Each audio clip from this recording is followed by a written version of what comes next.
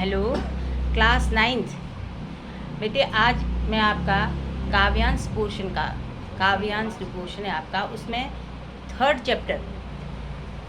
Chapter आपको explain कर रही हूँ, जिसका जो कि रसखान राइटर द्वारा, जो पोएट है उनके द्वारा लिखा हुआ है, और नाम है उसका सवैये। पहले आपका जो ये लेसन है, इसे शुरू करने से पहले थोड़ा मैं आपको कवि परिचय दे दूँ, जो कि ज़रूरी भी होता है। उससे आपको थोड़ा कविता को समझने में आसानी भी होती है। ठीक है, देखिए, रसखान कवि की सबसे बड़ी विशेषता ये है कि ये मुस्लिम कवि है। ठीक है, इनका मूल नाम जो है, इनका वास्तविक नाम जो है वो है सैयद इब्राहिम। इनका व्यवहार बचपन से ही बड़ा प्रेमी स्वभाव का रहा, और उसी प्रेमी स्वभाव के कारण इनके लौलीनता जो है वो ईश्वर भक्ति में लग गई। और ईश्वर भक्ति में कहना ऐसा जाता है कि एक बार इनको ईश्वर के भी दर्शन हुए मंदिर में, साक्षात श्री कृष्ण के दर्शन हुए। तब से यह श्री कृष्ण के प्रति लौलीन हो गए और उनके प्रति भक्ति भाव रखने लगे। इनकी भक्ति भाव देखकर, भगवत भक्ति देखकर विट्ठल दास जी जो हैं वो बहुत बड़े गुरु थे, गोस्वामी विट्ठल दास। तो उन्होंने इन्हें अपना शिष्य बना लिया और उन्होंने इन्हें दीक्षा दी, और उन्हीं के पास रहकर इन्होंने कृष्ण से संबंधित भक्ति भाव जो अपने अंदर था वह सब बाहर निकाला, श्री कृष्ण की तरह ही। जैसे सूरदास जी ने श्री कृष्ण की भक्ति की, वैसे ही रसखान कवि ने भी फिर बाद में सैयद इब्राहिम का नाम विट्ठल दास ने ही रसखान रखा, क्योंकि उनके जो काव्य था, जो कविता थी, उसमें इतना रस भरा हुआ था। इसलिए उनके गुरु विट्ठल दास जी ने उन्हें क्या कहा, उन्हें रसखान नाम दे दिया। तो यहाँ पर भी आप रसखान नाम से पढ़ रहे हो, लेकिन वास्तव में यह मुस्लिम कवि थे जिनका बचपन का नाम था सैयद इब्राहिम। ठीक, यहाँ पर भी इन्होंने अपनी कृष्ण के प्रति अपनी भक्ति को अपने काव्य के रूप में सृजित करके अपनी लेखनी से उसे मूर्त रूप देने का प्रयास किया। यहाँ पर आपके उसमें कुछ 4 पद जो हैं, ये पद हैं, लेकिन ये इन पदों को, इन पाठ का नाम जो आपका सवैये है बेटे, ये सवैये पाठ का नाम तो है, लेकिन सवैये ये छंदों का नाम होता है। सवैया हिंदी में एक छंद है। तो ये चारों जो आपके जो कविता के चारों पद हैं, ये सवैये हैं, इनको सवैये कहा जाता है। सवैये एक छंद का नाम भी होता है। मैं इसलिए बता रही हूँ आपको कि प्रश्न भी आता है कभी कभी कि सवैये क्या चीज़ है, या ये पद किस छंद में लिखे हुए हैं। इस पाठ का नाम सवैये जो रखा वो किस आधार पर रखा, छंद के आधार पर रखा, कुछ भी आ सकता है। ठीक, अच्छा, ये तो हो गया आपके पोएट जो हैं, जो कवि हैं, उनका परिचय। अब देखिए ये क्या लिखते हैं अपने उसमें। सर्वप्रथम ये लिखते हैं कि मानुष हो तो वही रस खान, बसों ब्रज गोकुल गाँव की ग्वारन। जो पशु हो तो कहा बसु मेरो, चरो नित नंद की धेनु मझारन। पाहन हो तो वही गिरि को, जो कियो हरि छत्र पुरंदर धारण। जो खग हो तो बसेरो करो, मिली कालिंदी कूल कदम्ब की डारन। देखिए, मैंने शुरू में बताया कि रसखान श्री कृष्ण के प्रति समर्पित भाव के थे, तो इसलिए वो कहते हैं कि मानुष हो तो वही रसखानी। रसखान मीस रसखान कवि कहते हैं मानुष मीस मनुष्य, हो मीस बनो, अगर मैं मनुष्य बनूं अगले जन्म में, ठीक है, तो क्या करूं, बसों ब्रज गोकुल गांव की ग्वारन। बसों मीस निवास स्थान हो, ब्रज और गोकुल के गांव के ग्वारन मीस वालों के साथ। मेरा निवास स्थान, मेरा उठना बैठना कहाँ हो, गोकुल और ब्रज के गांव के ग्वालों के साथ हो। जो पशु हो तो कहा बस मेरो, चरो नित नंद की धेनु मझारन। यहाँ पर कवि कहते हैं अगर मैं पशु बनूं, पशु मीस जानवर, ठीक है, अगर मैं कोई जानवर के रूप में अगले जन्म में क्या लेता हूँ, जन्म लेता हूँ, अगर मुझे ईश्वर अगले जन्म में जानवर का रूप देते हों, तो क्या कहूँ, बल कहा बस मेरो, मेरा बस ही क्या रहेगा। यानी कि जो पशु होता है उसे जब मालिक ने चाहा तब खाना मिला, जब उसे चाहा तब दूह लिया, जब उसे चाहा तब उसे मार दिया। तो इसीलिए कवि कहते हैं कि मेरा क्या बस होगा अगर मैं जानवर के रूप में जन्म लूँगा। तो चरो नित नंद की धेनु मझारन, फिर भी क्या कह रहे हैं वो कि चरो मीस चरा करूं। चरने का मतलब घास चरना। नंद मीस चरो मीस चरा करूं, नित मीस हमेशा, नंद मीस नंद बाबा की, धेनु मीस गायों के, मझारन मीस बीच में। नंद बाबा की गायों के बीच में मैं चरा करूं, यानी नंद बाबा की गायों के बीच में चरा करूंगा तो क्या होगा, मेरा निवास स्थान श्री कृष्ण की गायों के साथ होगा। नंद बाबा जो थे श्री कृष्ण के पापा थे, तो उसके कारण क्या होगा, श्री कृष्ण का से को मैं देखता रहूँगा। तो इसीलिए उसने कहा श्री कृष्ण का सानिध्य मेरे से होता रहेगा। तब उन्होंने कहा कि अगर मैं पशु बनूं तो मेरा क्या बस है, मैं हमेशा नंद बाबा की गाय के बीच में ही चरा करूं, इतनी मेरी क्या है, बल आकांक्षा है, ऐसी मेरी इच्छा है। ठीक, आगे कहते हैं कि पाहन हो तो वही गिरी को, जो कियो हरिछत्र पुरंदर धारण। पाहन का मतलब होता है पत्थर। अगर मैं पत्थर बनूं तो वही गिरी को, उसी पहाड़ का, गिरी माने पहाड़, वही में ना उसी पहाड़ का पत्थर बनूं। कियो हरिछत्र पुरंदर धारण, कियो मीस किया, हरिछत्र मीस, हरि मीस श्री कृष्ण ने, छत्र मीस छाता बनाया, पुरंदर माने इंद्र के धारण में धारण किया, यानी इंद्र के कारण क्या हुआ था, ये आपको किस्सा पता होगा, ये कहानी पता होगी कि इंद्र ने ऊपर से इतनी अधिक वर्षा कर दी कि सारा मथुरा जो है वो क्या हो गया, जलमग्न हो गया। सब लोग पानी पानी त्राहि त्राहिमाम करने लगे। तो श्री कृष्ण ने उस पर्वत को, गोवर्धन पर्वत को अपनी उंगली पर उठा लिया और कहा सब इसके नीचे आ जाओ। उस गोवर्धन पर्वत के नीचे सारे ब्रजवासियों को एक उंगली पर पर्वत धारण करके सारे ब्रजवासियों की रक्षा की थी। तो उस पर्वत को उंगली में धारण करने के कारण कवि कहते हैं कि मैं अगर पत्थर बनूं तो उसी पहाड़ का पत्थर बनूं। देखिए उनकी अनन्य भक्ति श्री कृष्ण के प्रति, वो कहते हैं कि सान्निध्य मेरा उन्हीं के साथ हो। सान्निध्य मीन्स आसपास रहना, उनका साथ होना। तब कवि कहते हैं कि पाहन हो तो वही गिरी को, अगर मैं पत्थर बनूं तो उसी पहाड़ का जो इंद्र के कारण श्री कृष्ण ने अपने हाथ पर धारण किया था, हाथ में अपनी उंगली में धारण किया था। तो हरिधर पुरंदर धारण, जो छाता के रूप में श्री कृष्ण ने इंद्र के कारण धारण किया था, जो पहाड़, जो पर्वत, गोवर्धन पर्वत धारण किया था, उसी पहाड़ का पत्थर बनूं। मतलब जो खग हो तो बसेरू करो मेरी, कालिंदी कूल कदम्ब की डारण। अब देखिए यहाँ पर कालिंदी कूल कदम्ब की डारण में यहाँ पर अनुप्रास अलंकार है, बार बार कौवर्ण की आवृत्ति होने के कारण। जो खग हो तो, जो मीस अगर, खग मीस पक्षी, हो मीस बनो, तो बसेरो करो मीस, बसेरो मीस मेरा निवास स्थान। तो मेरा निवास स्थान हो कहाँ, मिली कालिंदी, कालिंदी माने यमुना नदी।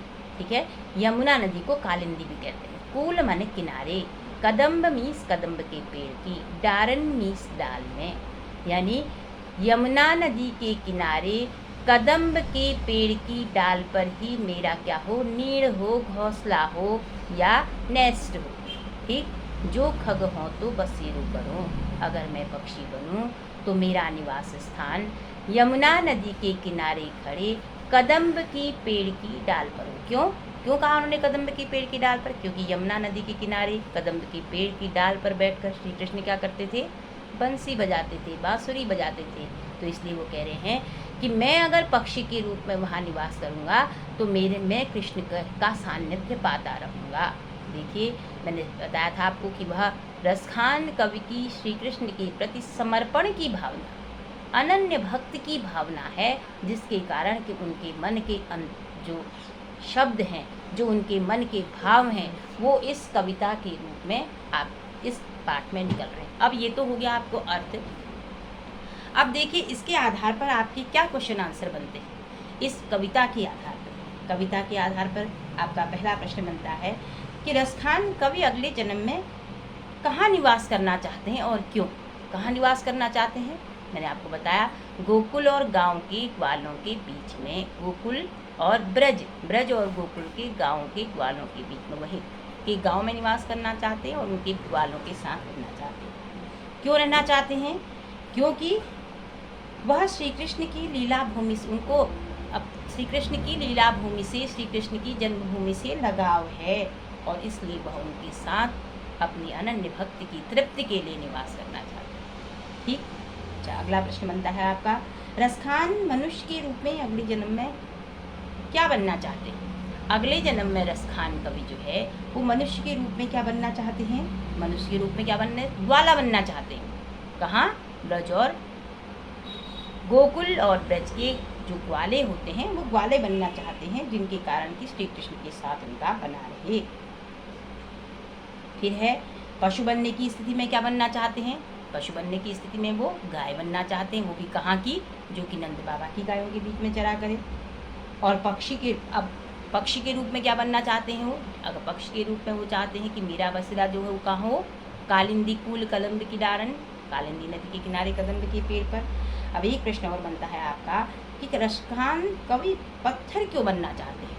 क्योंकि वो कहते हैं कि पत्थर इसलिए बनना चाहते हैं कि वो उसी गोवर्धन पर्वत का पत्थर बनना चाहते हैं जिसे श्री कृष्ण ने अपनी उंगली पर धारण किया था ब्रज की रक्षा के लिए या परोपकार के लिए।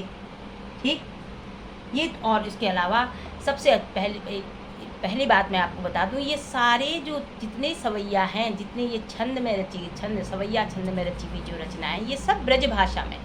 बेटे छोटी छोटी बातें ऐसी हैं जो मैं आपको बता रही हूँ, जो आपके एग्ज़ाम की दृष्टि से बहुत महत्वपूर्ण है। हो सकता है आपको न लिखाया जाए कि ये सवैया किस भाषा में रचित है, तो आपको पता होना चाहिए ये सवैया ब्रज भाषा में रचित है। ठीक है, ये जो है ये ब्रज भाषा है। ठीक है, ये समझ में आ गया होगा। आप दूसरा देखो, या लकुटी और कामरिया पर राज तिहुपुर को तजितारों, आठों सिद्धि नवों निधि के सुख नंद की गाय चराए बिसारों, रस खान कबो इन आखिन सो ब्रज की बन बाग तड़ाग निहारों, कोटि के एक अलधौत के धाम करी लिख कुंजन ऊपर वारों। देखिए अब क्या कहते हैं रसखान कवि कि या लकुटी और कामरिया पर, इस पूरे सवैये में अतिशयोक्ति अलंकार है। अतिशयोक्ति अलंकार मीन्स जिसमें किसी बात को इतना बड़ा चढ़ाकर कहा जाए जो संभव ही न हो। मैंने आपको बताया था अतिशयोक्ति अलंकार कि जिसमें उस ऐसे काव्य में जिसमें कि संभव ही न हो बात। जैसे मैंने आपको बताया था, हनुमान की पूंछ में लगत न पाई आग, लंका सारी जल गई निशाचर भाग। आग लगने से पहले ही सारी लंका जल गई। वैसे ही यहाँ पर भी कवि कहते हैं कि या लकुटी अरु कामरिया पर राज तिहूँ पुर को तजितारो। लकुटी और कामरिया मीन्स, लकुटी मीन्स लाठी, कामरिया मीन्स काला कंबल। श्री कृष्ण के हाथ में एक लाठी रहती थी, एक काला कंबल रहता था, तो इसीलिए रसखान कवि कहते हैं कि अगर वो काला कंबल और लाठी मुझे मिल जाए तो मैं क्या करूँगा, बल्कि राज तिहूँ पुर को तजीदार। राज मीन्स राज्य, तिहूँ मीन्स तीनों, पुर मीन्स लोगों का। तीन लोग क्या है? स्वर्ग लोक, पृथ्वी लोक, पाताल लोक। अगर तीनों लोगों का मुझे राजा बना दिया जाए और उसके बदले में मुझे लाठी और कंबल श्री कृष्ण का दे दिया जाए तो मैं लाठी और कंबल लेना पसंद करूँगा, तीनों लोगों का राजा बनना तजीदारों में छोड़ दूंगा। तीनों लोगों का राज्य मैं छोड़ दूंगा श्री कृष्ण की लाठी और कंबल के लिए। दूसरा देखो, आठों सिद्धि नवों निधि के सुख नंद की गाय चराए बिसारो। आठों सिद्धि क्या है? 8 सिद्धियाँ। 8 सिद्धियाँ हैं अहिमा, लघिमा, महिमा, गरिमा, ये इस तरह से 8 सिद्धियाँ हैं। और 9 निधियाँ। सिद्धियाँ मीन्स ये 8 सिद्धियाँ किसी को प्राप्त नहीं होती हैं, अगर जिसको प्राप्त होंगी वो संसार में सबसे सुखी व्यक्ति होगा। 9 निधियाँ, निधि मीन्स खजाने। 9 निधियाँ वो हैं खर्व, अखर्व।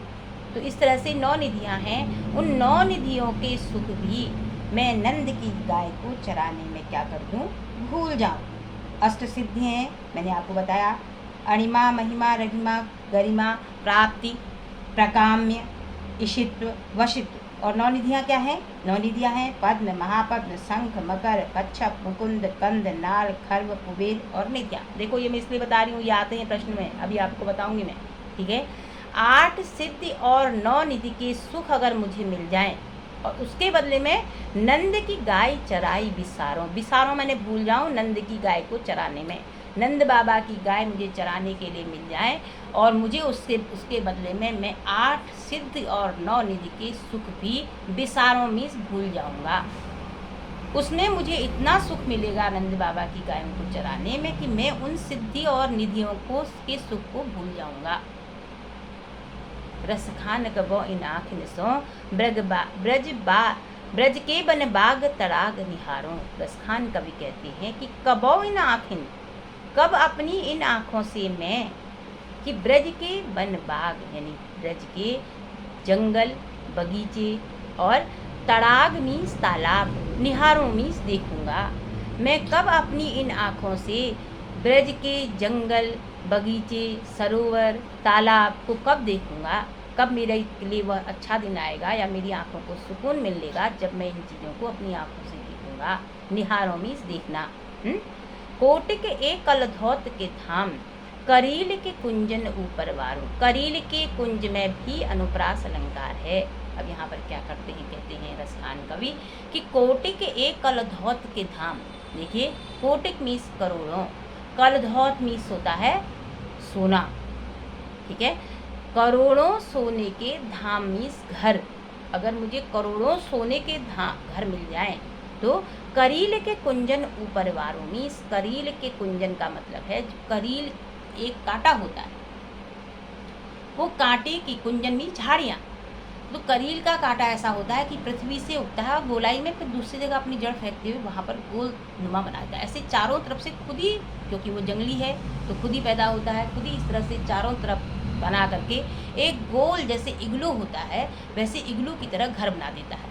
तो जो ग्वाले होते हैं वो क्या करते हैं, उसमें दिन में अपनी गायों को भी चरने के लिए इधर उधर कर दिया और दिन में उस करील के कांटे में इतना कटीला वो होता है वो कि उसके अंदर कोई सांप कीड़ा वगैरह प्रवेश नहीं कर सकता। तो उसे काट करके एक घर नुमा बना, दरवाज़ा नुमा बना देते हैं, जिससे कि वो ऐसे दरवाज़ा नुमा बना दिया और उसके अंदर वो घुस गए और वहाँ आराम से अपना दिन भर, क्योंकि वहाँ छाया भी रहती थी उस कांटे की झाड़ी के अंदर, तो वहाँ अपना आराम से सोए रहे, आराम किया और शाम हुई तो गायों को घर को ले गया। तो ऐसी कटीली झाड़ियाँ होती थी कि उनके अंदर प्रवेश से चींटी तक नहीं कर सकते। तो रसखान कवि कहते हैं कि अगर मुझे करोड़ों कलधौत के धाम सोने के घर मिल जाएं और बदले में करील के कुंजन ऊपर वारूं। करील के कुंज मीन्स जिस करील के कांटे के घर में झाड़ी में, ठीक है, श्री कृष्ण निवास करते थे आराम करने के लिए, और मुझे वो मिल जाए तो मैं करोड़ों सोने के महल तजी डारों में छोड़ दूंगा। मैं उस कांटे की झाड़ी, जिस कांटे की झाड़ी में श्री कृष्ण अपना आराम करते थे, उस कांटे की झाड़ी के लिए करोड़ों सोने के महल त्यागने के लिए तैयार हूँ। देखिए ये पराकाष्ठा है कवि की कि वह अपने आराध्य के ऊपर इतना समर्पित है कि वह कहते हैं कि पूरी तरह से मैं सब कुछ भूल जाने को, सारे सुख सारी मर्यादाएं सब कुछ भूल जाने को तैयार हूँ, कहीं से भी अगर मुझे श्री कृष्ण का सान्निध्य या श्री कृष्ण की चीज़ें मिल जाएं। अब देखिए ये दूसरे वाले सवैया के आधार पर आपके क्या प्रश्न होंगे। कवि किस पर तीनों लोगों का राज्य न्यौछावर करने के लिए तैयार है। मैंने बताया ना किस पर है तीनों लोगों का राज न्यौछावर, लाठी और काले कम्बल पर। श्री कृष्ण की लाठी और काले कम्बल पर कवि तीनों लोगों का राज्य त्यागने के लिए तैयार है। दूसरा क्वेश्चन आपका बनता है, नंद की गाय चराने के लिए कवि कौन सा सुख त्याग देना चाहता है। नंद की गाय चराने के लिए क्या त्याग देना चाहता है, 8 सिद्धि और 9 निधि के सुख त्याग देना चाहता है। 8 सिद्धियाँ, एक क्वेश्चन और बनता है 8 सिद्धियाँ क्या क्या हैं। मैंने आपको बताया 8 सिद्धियाँ क्या क्या हैं, अणिमा महिमा गरिमा लघिमा प्राप्ति पराकाम्य ईशित्व और वशित्व, ये 8 क्या हैं, सिद्धियाँ हैं। और प्रश्न ये भी बनता है कि 9 निधियों के नाम लिखो। 9 निधियाँ क्या हैं, 9 निधियाँ हैं आपकी पद्म महापद्म शंख मकर कच्छप मुकुंद कुंद नाल खर्व कुबेर, ये 9 निधियाँ हैं। ये प्रश्न आता है, हाँ ये आपके बुक के पीछे भी है, ये सिद्धियाँ और 9 निधियाँ, ठीक है। तो इस तरह से नेक्स्ट क्वेश्चन आपका बनता है कि कवि क्या देखने की इच्छा प्रकट करता है, क्या देखने की, कि ब्रज के वन बाग उपवन तालाब, ठीक है, सरोवर, इनको देखना चाहता है। और करील के कुंजों पर कवि क्या देना चाहता है, जो करील की झाड़ियाँ हैं, कुंजमी झाड़ियाँ, उन पर क्या दे देना चाहता है, करोड़ों सोने के महल न्यौछावर कर देने को तैयार है। ठीक, ये 2 समझ में आ गए आपके। अब आगे होंगे। अब नेक्स्ट देखो थर्ड वाला, मोर पखा सिर ऊपर ही राखी हो गुंज की माल गले पहनूंगी, ओढ़ी पीताम्बर ले लकुटी, बन गोधन ग्वारिन संग फिरूंगी, भावत वोही मेरी रसखान, सो तेरे सब स्वांग करूंगी, या मुरली मुरलीधर की अधरान धरी अधरान धरूंगी। अब देखिए यहाँ पर रसखान कवि उस श्री कृष्ण की बंसी से एक डाह, जलन, ईर्षा, जलियस रख रहे हैं। कैसे कि मोर पखा सिर ऊपर ही रखी हूँ। वो कह रहे हैं कि जो मोर का पंख श्री कृष्ण ने अपने सिर पर धारण कर रखा है, मैं उसे अपने सिर पर धारण करने के लिए तैयार हूँ। मोर पखा मीस, मोर का पंख सिर ऊपर ही रखी हूँ मीस, अपने सिर में लगाने को तैयार हूँ। गुंज की माल गले पहनूंगी, जो गुंज की माला है, श्री कृष्ण भगवान के गले में जो माला है गुंज की फूलों की, तो उसे अपने गले पहनूंगी मीस, मैं अपने गले में धारण करने को तैयार हूँ। ओढ़ी पीताम्बर ले लकुटी, बन गोधन ग्वारिन संग फिरूंगी। यहाँ पर एक गोपी के रूप में वो चित्रण कर रहे हैं रसखान कवि कि ओढ़ी पीताम्बर ले लकुटी, यानी पीताम्बर मीन्स पीला वस्त्र श्री कृष्ण जो ओढ़ते थे, पीला वस्त्र ओढ़ के ले लकुटी, हाथ में लाठी लेकर, बन गोधन, गोधन मीन्स गाय, ग्वारिन मीन्स ग्वाले, संग फिरूंगी मीन्स साथ घूमूंगी। मैं पीताम्बर वस्त्र ओढ़कर हाथ में लाठी लेकर जंगल में ग्वालों के साथ घूमने के लिए तैयार हूँ। ठीक, ये सारी स्वांग है। अब बताती हूँ अभी स्वांग क्या होता है। भावत वो ही मेरे रसखान, सो तेरे करे सब स्वांग करूँगी। स्वांग मीन्स होता है अभिनय, नाटक, ड्रामा। ठीक, तो भावतो मीन्स अच्छा लगता है, वो ही मीन्स वह सब। रसखान कवि कहते हैं जो जो मेरे श्री कृष्ण को अच्छा लगता है वो मैं सारे स्वांग करूँगी, सारे नाटक करूँगी, सारे अभिनय करने को तैयार हूँ। मैं गोपी के रूप में वह सारे अभिनय करने को तैयार हूँ जो श्री कृष्ण भगवान करते हैं, उनका नाटक मैं करने को तैयार हूँ। लेकिन या मुरली मुरलीधर की अधरान धरी अधरान धरूंगी। जैसा मैंने शुरू में बताया था कि श्री कृष्ण की उस बंसी के प्रति जो गोपियों का जो ईर्ष्या है, जो डाह है, वह इस लाइन से प्रकट हो रही है। क्या कहती हैं कि या मुरली मुरलीधर की, यहाँ पर मुरली का एक मुरली का अर्थ है श्री कृष्ण, सॉरी एक मुरली का अर्थ है बंसी और दूसरी मुरलीधर का अर्थ है श्री कृष्ण। कौन सा अलंकार हुआ? दोनों शब्द अलग अलग, दोनों शब्द समान, लेकिन अर्थ दोनों का अलग अलग होने से यहाँ पर यमक अलंकार है। या मुरली मुरलीधर की, यानी श्री कृष्ण भगवान की मुरली यानी बंसी को अधरान धरी अधरान धरूंगी। अधरान मीन्स होंठों से, जो कि श्री कृष्ण भगवान ने जो बंसी को अपने होंठों से लगा रखा है, उस बंसी को मैं अपने होंठों पर नहीं रखूंगी। ठीक, या मुरली मुरलीधर की, श्री कृष्ण भगवान की जो बंसी उनके होंठों से लगी हुई है, उसे मैं अपने होंठों से कदापि नहीं लगाऊंगी। ये एक गोपी का उस बंसी के प्रति क्या है? एक ईर्ष्या का भाव है, जलियस का भाव प्रकट करती है। क्यों? क्योंकि वह भी उसकी उस रसखान कवि की क्या है? अनन्य भक्ति ही है, समर्पण का भाव ही है श्री कृष्ण के प्रति, तभी उन्होंने ऐसा कहा। ये तो अर्थ हुआ। अब इसके आधार पर आपकी क्वेश्चन आंसर क्या बने? क्या बने? गोपी कौन सा रूप धारण करना चाहती है? रसखान जो है वो कौन सा रूप धारण करना चाहती है और क्यों? क्यों? रसखान कवि किसका रूप धारण करना चाह रहे हैं? एक गोपी का रूप धारण करना चाह रहे हैं। ठीक है, और ऐसी इसलिए वो अभिनय करने को तैयार हैं सारे। क्यों? क्योंकि वह श्री कृष्ण से अथाह प्रेम करते हैं। श्री कृष्ण के प्रत्येक अभिनय में उनके रंग रूप में डूब जाना चाहते, इसलिए। अब देखिए, मुरलीधर किसे कहा गया और क्यों? मुरलीधर श्री कृष्ण को कहा गया। क्यों कहा गया? क्योंकि वो अपने होंठ से हमेशा मुरली बजाते हैं। ठीक, उसके बाद देखिए एक क्वेश्चन और है कि जो रसखान हैं वो रसखान कवि जो हैं वो अपने गोपी के रूप में अपने होठों से मुरली को क्यों नहीं लगाना चाहते? क्यों? क्योंकि उस गोपी के रूप में रसखान कवि को उस मुरली से ईर्ष्या का भाव है। क्यों है? क्योंकि श्री कृष्ण हमेशा उस मुरली को अपने होंठ से लगाकर हमेशा उसी बजाते रहते हैं और उसी में लीन रहते हैं और कहीं इधर औरों पर ध्यान ही नहीं देते। इसलिए वह उस मुरली से ईर्ष्या रखती है, ठीक, और उसे अपने होंठों से कभी नहीं लगाना चाहती,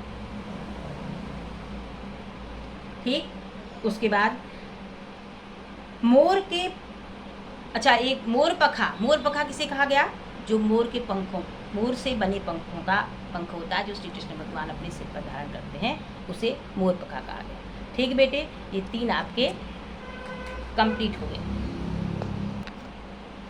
अब है आपका 4th वाला, कानन ते उंगली रही बो जब ही मुरली धुनि मंद बजे हो, मोहन तानन जो रस सौ रस खाने अटाचरी गोधन जय है तो गए हैं तेरी कहो सिगरी दग लोचनी, काली को हूँ कितने समझे हैं मायरी बा मुख की मुस्कानी, संहारी न जय।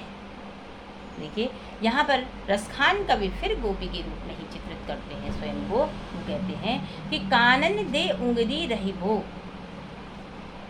कानों में उंगली रख लूंगी, रही भो मीस रख लूंगी, दे मीस दे दूंगी, उंगली रख लूंगी, दे मीस रख लूंगी, अपने कानों में मैं उंगली रखूंगी। कब? जब ही मुरली धुनि मंद बजे हैं, जब श्री कृष्ण मुरली मीस बंसी को, धुनि मीस स्वर, मंद मीस मनमोहक बजे हैं मीस बजाएंगे। जब श्री कृष्ण भगवान मुरली की मंद ध्वनि, मनमोहक ध्वनि बजाएंगे तो मैं अपनी आँख में, अपने कानों में उंगली रख सकती हूँ, जो कि संभव ही नहीं है। जब श्री कृष्ण मुरली बजाते थे तो कहा जाता है कि गायें भी घास खाना छोड़ देती थी उनकी मुरली की आवाज़ को सुनने के लिए। उनको घास खाने में भी डिस्टर्ब लगता था और सारे ब्रज के लोग जो जहाँ होता था वहीं ही स्थिर रह जाता था उसको सुनने के लिए। लेकिन यहाँ पर रसखान कवि गोपी के रूप में कहते कि मैं इतना बड़ा कष्ट सहने को तैयार हूँ कि उनकी जो मनमोहक मुरली की ध्वनि है वो जब बजेगी तो मैं अपनी कानों में उंगली रख लूँगी। ठीक। मोहन तानन सो रस खाने अटाचड़ी गोधन जय है तो गए हैं मीस चले जाएं तो चली जाएं। उस मनमोहक, मोहन मीस मनमोहक तान को सुनने के लिए रसखान कवि कहते हैं कि उस मनमोहक तान को सुनने के लिए गोधन मीस गायें अट्टारिका चढ़ जाएं तो चढ़ जाएं। कहाँ से आई आवाज़ करके गायें जो हैं वो ऊंचाई में चढ़ के देखना चाहती है कि कहाँ बजा रहे श्री कृष्ण बंसी, तो उनको कहीं गिर न जाए करके संभालना पड़ता था। तो गोपी के रूप में रसखान कवि कह रहे हैं कि अगर उस मनमोहक तान को, स्वर को सुनने के लिए गायें अगर ऊपर अट्टालिका पहाड़ में चढ़ जाएं तो चढ़ जाएं, मेरे को कोई, मैं नहीं देखूंगी, बस ध्यान नहीं दूंगी। तेरी कहो सिगरी बदलोचन काली कहो कितनो समझे हैं, तेरी कहो मीस पुकार कर कह रही हूँ, सिगरे मीस पूरे ब्रज लोगन मीस ब्रज के लोगों को, मैं ब्रज के लोगों को पुकार कर कह रही हूँ क्या? कि काली को कितनो समझे। फिर यहाँ पर अनुप्रास अलंकार, काली को कितनो, कल मुझे कोई कितना ही समझाए, मैं अभी बता दे रही हूँ, बल पुकार कर कह दे रही हूँ क्या? कि मायरी बा मुख की मुस्कान संभारी न जय है। मायरी बा मुख की मुस्कान, उस श्री कृष्ण के मुख की मुस्कुराहट, जो मंद उनका मुस्कुराना है वो इतना मनमोहक है कि संभारी न जय है में पुनरुक्ति प्रकाश अलंकार है, क्योंकि इनका एक ही अर्थ है, समाज न जय मीन्स नहीं सकती, मैं अपने आप को नहीं संभाल सकती, यानी कि उनकी वह मंद मुस्कुराहट मुक्ति जो है उसके लिए मैं अपने आप को नहीं संभाल सकती, मुझे उस मुस्कुराहट का जवाब मुस्कुराहट से ही देना होगा। यानी कि उनकी मुस्कुराहट कहने का मतलब है इतनी सुंदर है कि उसमें मैं अपने आप खो देती हूँ, ये मतलब है इसका कि मैं अपने आप जय है में पुनरुक्ति प्रकाश अलंकार है। ठीक, ये तो अर्थ है। अब इस आधार पर आपके प्रश्न उत्तर क्या बनते हैं कि गोपी के रूप में रसखान कवि श्री कृष्ण की किस बात से सबसे अधिक आकर्षित है? किस बात से आकर्षित हैं? मुरली की मंद और मनमोहक तान से जो है कवि सबसे ज़्यादा आकर्षित है। ठीक, अब देखिए सखी के रूप में उनसे क्या नहीं संभाला जा रहा है, क्या नहीं संभाला जा रहा है? मधुर मनमोहक मंद मुस्कान श्री कृष्ण की संभाली नहीं जा रही है, यानी कि उसे वह अपने आप को आपा खो दे रही है, अपने आप से अपना नियंत्रण खो दे रही है इतनी मंद मुस्कुराहट देखकर। ठीक है, मैंने आपको पहले बताया, एक प्रश्न मैंने आपको फिर रिपीट कर रही हूँ कि इसमें कौन सा छंद है, कौन सा छंद है? जो पाठ का नाम है सवैया, वही छंद है। ठीक, उसके बाद देखिए, कृष्ण प्रेम में डूबी गोपी के रूप में जो कवि है वो किसके समझाने पर भी लोक लाज को नहीं समझ रहे हैं? किसके समझाने पर भी? सारे ब्रजवासियों को, उन्होंने कहा ना, सिगरे ब्रज लोचन, सारे ब्रजवासियों के समझाने पर भी वह नहीं समझ रहे हैं इस बात को कि उन श्री कृष्ण के प्रति अपनी भावनाओं को समझने की कोशिश नहीं कर रहे हैं। कृष्ण अपनी किन विशेषताओं से प्रभावित करते हैं? एक प्रश्न और बनता है आपको, किन विशेषताएं, कौन कौन सी विशेषताएं श्री कृष्ण में? एक तो उनका मुरली मधुर बजाना और सुमधुर गान करना, और उसके अलावा मनमोहक मुस्कान फेंकना, बिखेरना, ये जो है उनकी विशेषताएं। ठीक, और गोधन से क्या मतलब है? गोधन से क्या मतलब है? गाय। गोधन का मतलब है गाय का धन। ठीक, उसे गोधन कहा जाता है। और गोधन एक लोकगीत भी है, जिसे फोक सॉन्ग कहते हैं, लोकगीत भी है एक गोधन नाम से, लेकिन यहाँ पर गोधन मीन्स है गाय।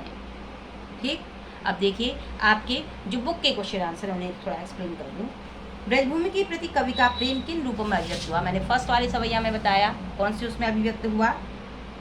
अगले जन्म में वह क्या करते हैं? ब्रजभूमि में रहना चाहते हैं और मनुष्य के रूप में, और ग्वाला बनना चाहते हैं मनुष्य के रूप में, और उसके अलावा पक्षी बनने पर, गाय बनने पर, पत्थर बनने पर भी वह ब्रजभूमि के आसपास ही रहना चाहते हैं और हर हाल में ब्रजभूमि में रहना चाहते हैं, और ब्रज के जंगल, बगीचे, सरोवर, करीब के झाड़ियों पर अपना सब कुछ न्यौछावर करने को तैयार। ठीक, दूसरा प्रश्न है आपका, कवि का ब्रज के वन, बाग और तालाब को निहारने के पीछे क्या कारण है? क्यों, क्या कारण है? क्योंकि वह इन सब को देखकर, निहारना माने देखना, देख कर क्या हो जाता है? धन्य हो जाना चाहता है। वह इनको देखकर अनंत सुख की प्राप्ति कर रहा है। ठीक है, कवि जो हैं वो इनको देखकर अनंत सुख की प्राप्ति कर रहे हैं, क्योंकि कवि इतने कृष्ण ने विहार किया था, विचरण किया था, घूमे थे, और कवि इनको देखकर धन्य हो जाना चाहता है। देखिए, या लकुटी और कामरिया पर, यानी लाठी और कंबल के लिए श्री जो कवि है वो सब कुछ क्यों न्यौछावर कर देना चाहते हैं? क्यों? क्योंकि रसखान कवि के लिए महत्वपूर्ण श्री कृष्ण है और श्री कृष्ण की चीज़ें, वो उनकी इतनी अनन्य भक्ति है जिसके लिए वह सब कुछ न्यौछावर कर देना चाहते हैं। सखी ने गोपी से कृष्ण के कैसा रूप धारण करने का आग्रह किया? अपने शब्दों में लिखो, एक प्रश्न है आपका। ठीक, उन्होंने कहा कि वो मोर पंखों का मुकुट धारण कर सकती है, गले में गुंजों की माला पहन सकती है, तन पर पीले वस्त्र पहन सकती है, और हाथों में लाठी थामे पशुओं के साथ विचरण कर सकती है। अपने विचार से, नेक्स्ट क्वेश्चन है, अपने विचार से कवि पशु, पक्षी, पहाड़ के रूप में श्री कृष्ण का सानिध्य क्यों प्राप्त करना चाहता है? मैंने बार बार बता दिया, क्योंकि वह श्री कृष्ण का कवि रसखान जो है श्री कृष्ण के अनन्य भक्त हैं और हर हालत में श्री कृष्ण का सानिध्य प्राप्त करना चाहते हैं। क्यों? क्योंकि इससे उनकी भक्ति भावना तृप्त होती है, इसलिए वह किसी भी हाल में उनके संपर्क में रहना चाहते हैं। फिर है चौथे सवै के अनुसार अपने आप को गोपी विवश क्यों पाती है? क्यों? क्योंकि वह उनकी मनोहर मुस्कान के आगे अपने आप को विवश पाती है, अपना आपा खो बैठती है और कृष्ण के वश में हो जाती है। भाव स्पष्ट कर दिए कीजिए, मैंने आपको बहुत अच्छे तरह से बता दिया। अनुप्रास अलंकार, कालिंदी कर्म की डालन में बता दिया। ठीक, ये आपका आज जो थर्ड चैप्टर है काव्यांश का वो कंप्लीट हुआ। आशा है आपको पूरा चैप्टर अच्छी तरह समझ में आ गया होगा। प्रश्नोत्तर भी मैंने समझा दिए। अगर आपको समझ में आ गया हो प्लीज़ लाइक करें, शेयर करें, सब्सक्राइब करें। धन्यवाद।